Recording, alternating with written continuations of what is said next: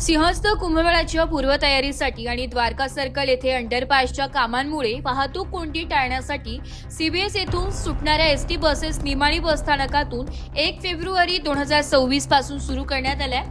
उन्हाळा असेपर्यंत ठीक होते, मात्र आता भर पावसात निमाणी बसस्थानकात पावसाचे पाण्याने मोठी डबकी साचून संपूर्ण परिसर खड्डेमय झाला असून प्रवाशांना थांबलेल्या बसपर्यंत जाण्यासाठी कसरत करावी लागत आहे।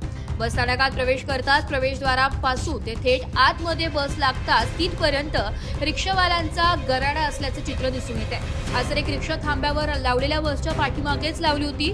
बस चालक बस मागे येत असताना रिक्षाही मागे लोटत चालवली होती।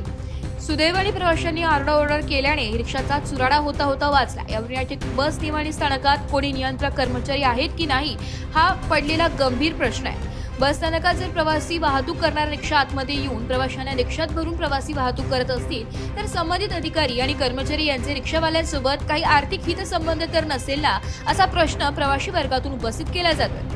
सध्या पावसाळ्याचे दिवस असून पावसाचा जोर वाढलाय। यातच या निमाणी बसस्थानकात प्रवाशांना निवारासाठी असलेल्या निवारा शेडवरील लावलेले फायबरचे छप्पर तुटलेल्या स्थितीतील बॅनरने झाकण्याचा प्रयत्न केलाय, मात्र तेही उडून गेलेल्या स्थितीत आहे। यामुळे प्रवाशांना भर पावसात भिजत कुठेतरी आडुशाचा आसरा घ्यावा लागतोय।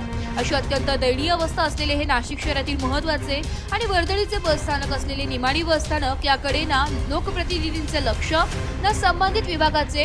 जिल्हाधिकाऱ्यातून येथून प्रवास करणाऱ्या प्रवाशांचे मात्र प्रचंड हाल होत आहेत। प्रवाशाच्या सेवेसाठी असलेली एसटी महामंडळाचे ब्रीदवाक्य व प्रत्येक प्रवाशांकडून घेतलेला जाणारा स्वच्छतेचा कर मात्र हे अस्वच्छता व दुर्गंधीचं घर झालेलं आहे।